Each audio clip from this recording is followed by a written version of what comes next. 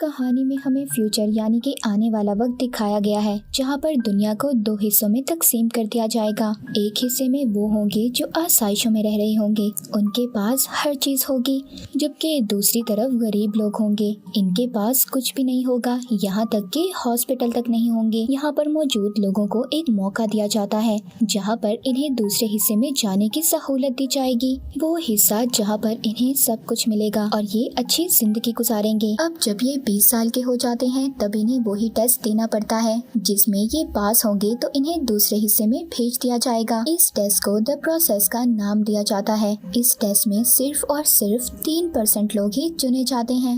अब जो लोग सेलेक्ट होते हैं दूसरी साइड पर भेज दिए जाते हैं, जिसके बाद वो अच्छी जिंदगी गुजारते हैं, और वो लोग जो नहीं चुने जाते उन्हें वापस इसी गरीब जगह पर भेज दिया जाता है।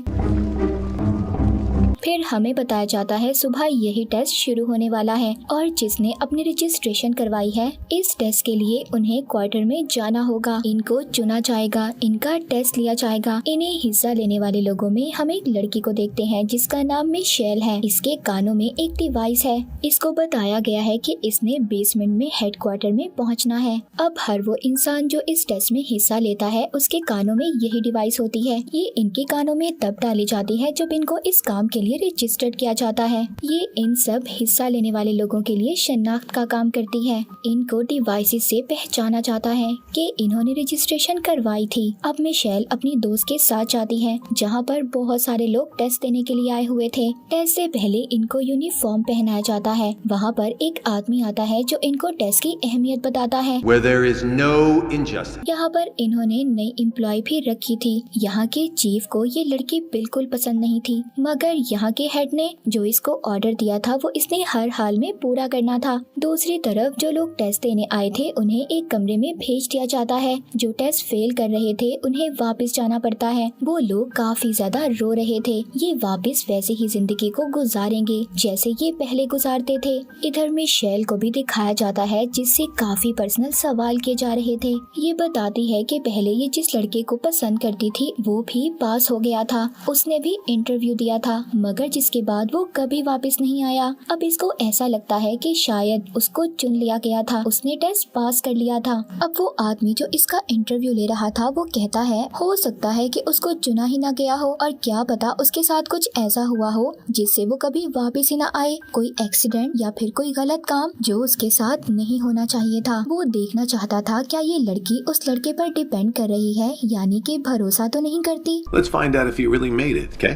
अब ये उससे कहता है अपना वही लॉकेट उतारो जो उसने तुम्हें तोहफे में दिया था। मिशेल अपना वही लॉकेट उतार देती है और सामने रख देती है, जिस पर अब इस लड़की को चुन लिया जाता है। दूसरी तरफ हमें एक और लड़का दिखाया जाता है। ये बहुत ही होशियारी से सभी सवालों के जवाब दे रहा था। इसकी फैमिली के बाकी सभी लोग इस टेस्ट में पास हो गए थे, इसीलिए ये काफी ज्यादा खुश था। अब उधर ही एक और लड़का था जो इस टेस्ट में पास नहीं होता। वो कहता है मेरे साथ नाइंसाफी हुई है, ये सिस्टम ही अच्छा नहीं है। साथ ही में हम एक और लड़की को देखते हैं जो बोलती बहुत कम थी। यहाँ पर जितने भी लोग आए थे ये सब में ज़हीन और स्मार्ट थी, इसी वजह से इसको चुन लिया जाता है। साथ ही में उधर एक कमजोर लड़का भी था जो व्हील चेयर पर बैठा हुआ था। ये माजूर था मगर फिर भी इसने हिम्मत नहीं हारी और ये इधर टेस्ट देने के लिए आया था। इसकी हिम्मत की वजह से इसको चुन लिया जाता है। इधर ही फैसिलिटी में एक लेडी जो कह रही थी कुछ ग्रुप के लोग हैं जो हमारे सिस्टम को नुकसान पहुँचाना चाहते हैं, और यहीं पर उन्होंने एक आदमी को भी भेज रखा है जो सारी बातें उन तक पहुंचाएगा।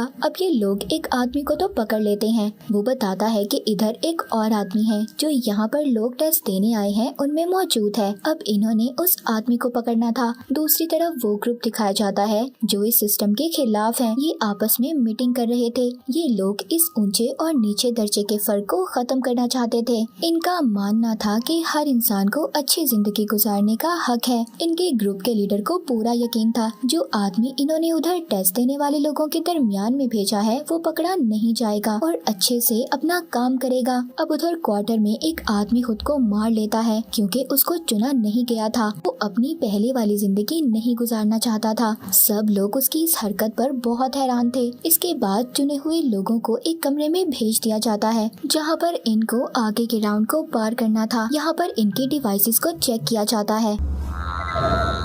वही डिवाइस जो इनकी शिनाख्त का काम करेगी। इनको पता करना था कि ये सब लोग रजिस्टर्ड हैं और साथ ही साथ इन्हें ये भी पता करना था कि वो आदमी उस ग्रुप का इनके दरमियान में तो नहीं जो ग्रुप इनके खिलाफ है। फिर इधर वही स्मार्ट लड़की जो सबसे ज्यादा ज़हीन थी, वो अपने सामने खड़े लड़के के कान पर स्टिचेस यानी टांकों को देखती है। वो ये देखती है वो स्टिचेस वैसे नहीं थे जैसे सबके कानों के पीछे थे और उसके कान में डिवाइस भी नहीं थी। वो कहती है तुम फ्रॉड हो। अब उस लड़के को स्कैन करने के लिए ले जाया जाता है। इस लड़के का नाम रेफल था, मगर वो लड़का रजिस्टर्ड था। इस लड़की को समझ आ गई थी कि कहीं ना कहीं तो कुछ गलत है, मगर इस बारे में ये किसी को कुछ नहीं बताती। मगर इसको अब इस लड़के पर शक हो गया था।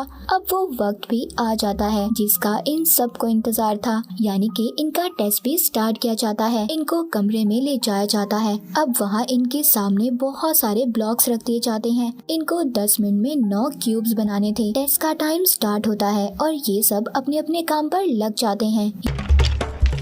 यहाँ पर मिशेल अपनी साथ वाली लड़की की मदद कर रही थी। आखिर में ये खुद रह जाती है। टाइम खत्म हो रहा था। अब ये जिस लड़की की मदद कर रही थी वो लड़की अब इसकी मदद करती है। इधर राफेल भी अपने क्यूब्स बना रहा था और साथ वाले लड़के से क्यूब्स को चोरी भी कर लेता है। अब बाद में टेस्ट के रिजल्ट को दिखाया जाता है। यहाँ पर ये राफेल, ज़हीन लड़की, मिशेल और वो लड़की जो इसकी मदद कर रही थी सभी पास हो जाते हैं। अब जब राफेल बाहर आता है जिसने क्यूब्स को चोरी किया था और ज़हीन लड़की को भी उस पर शक था, सभी उधर कह रहे थे कि तुम चीटर हो। इसकी सबके साथ लड़ाई हो जाती है और सब इसको मारते हैं। अब ज़हीन लड़की इसके पास आती है और कहती है मैं जानती हूँ तुम्हारी रजिस्ट्रेशन झूठी है, तुम मेरी बात मानो, मेरे साथ रहो, तब मैं तुम्हारे बारे में किसी को कुछ नहीं बताऊंगी और अगर तुम मेरी बात नहीं मानोगे तो मैं हेड को जाकर बता दूंगी कि तुम धोखेबाज हो। अगले सीन में एक लेडी को मिशेल और उसकी दोस्त पर शक हो रहा था। उन्हें ये लग रहा था इन दोनों में से कोई है जो हमारे खिलाफ उस ग्रुप से मिला हुआ है। वो लेडी कहती है मुझे सच बताओ तुम में से कौन है जो ग्रुप के साथ मिला हुआ है, वरना तुम दोनों को मार दिया जाएगा। मिशेल अपनी दोस्त के कान में कहती है ये हमें क्या मारेगी, हमें इसको मार देंगे।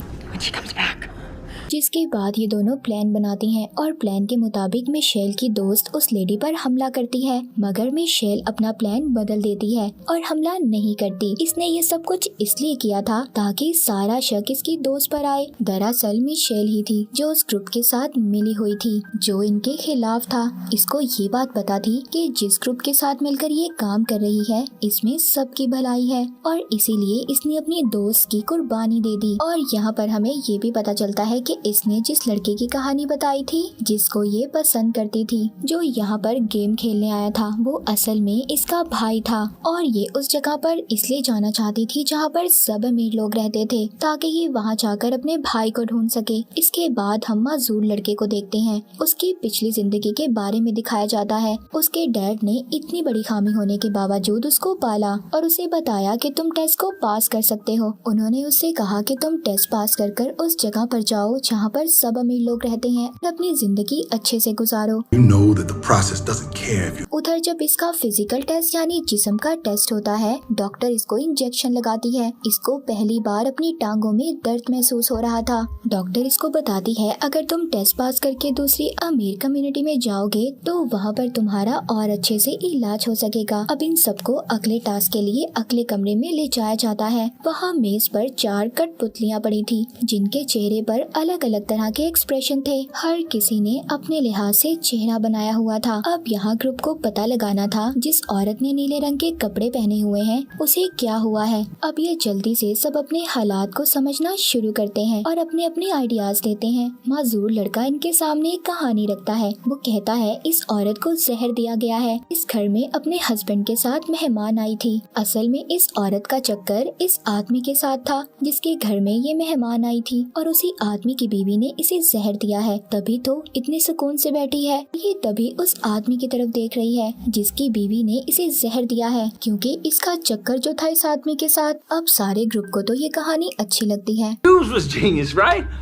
मगर राफेल को ये कहानी अच्छी नहीं लगती। इस पर ज़हीन लड़की को भी शक था। वो अपनी अलग ही कहानी सुनाता है। कहता है इस औरत को सिल्वर के बर्तन से एलर्जी है और सभी ने सिल्वर की ज्वेलरी पहनी हुई है, मगर इसने शीशे की अंगूठी और लकड़ी का हार पहना हुआ है। और दूसरे आदमी को इसलिए देख रही है क्योंकि वो डॉक्टर है। अब वो एक डायग्राम निकालता है जो इंसान के जिस्म की थी। सब कुछ ठीक था, मगर इसकी कहानी के मुताबिक उस औरत के एक्सप्रेशन मैच नहीं कर रहे थे। तभी ज़हीन लड़की बोलती है क्योंकि वो औरत अंधी जो है और क्योंकि वहाँ लैंप भी नहीं है तो उसे नहीं पता कि वहाँ क्या हो रहा है। अब ज़हीन लड़की और राफेल ने जो कहानी सुनाई थी वो बिल्कुल ठीक थी। अब यहाँ पर गेम का चीफ जो सब देख रहा था वो यहाँ अपने एम्प्लॉय से कहता है तुम जरा इसको देखो, मैं आता हूँ। एम्प्लॉय को अपनी चीफ पर शक हो रहा था, इसीलिए अब जब वो जाता है तो वो उसका पीछा करती है। हम देखते हैं वो गरीब कम्युनिटी में भिखारी बनकर जा रहा था।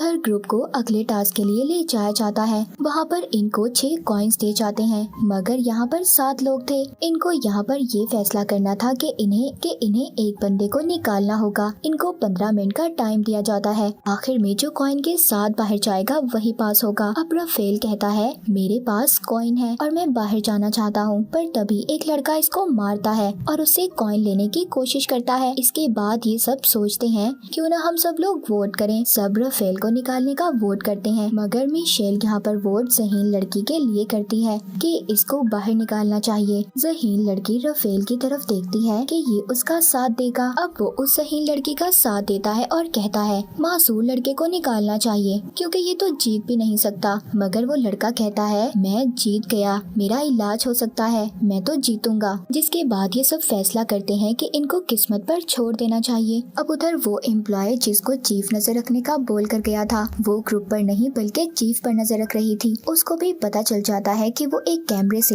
एम्प्लॉय को अपने पीछे आता देख लेता है। एम्प्लॉय को भी शक हो गया था, मगर उसके पास चीफ के खिलाफ कोई सबूत नहीं था। उधर ग्रुप को दिखाया जाता है जो सबको रिबन का पीस बांटते हैं। कहते हैं कि जिसके पास छोटा पीस आएगा उसको निकाल दिया जाएगा। ज़हीन लड़की के पास छोटा पीस आता है और उसको गेम से निकाल दिया जाता है। अब जैसे ही सब कमरे से निकलते हैं, आखिरी लड़के को पता चलता है कि उसके पास तो कॉइन ही नहीं है। और उसको पता चलता है जब ये दूसरी लड़की के साथ बात कर रहा था तभी उस ज़हीन और स्मार्ट लड़की ने इसके कॉइन को चोरी कर लिया था। और हारने के बावजूद ज़हीन लड़की गेम में सेलेक्ट हो जाती है। कहानी के आखिर में ज़हीन लड़की कहती है कि मैं यहाँ पर जीतने आई थी और जीतने के लिए कुछ भी कर सकती हूँ। और इसी के साथ ये सीरीज यहीं पर खत्म हो जाती है।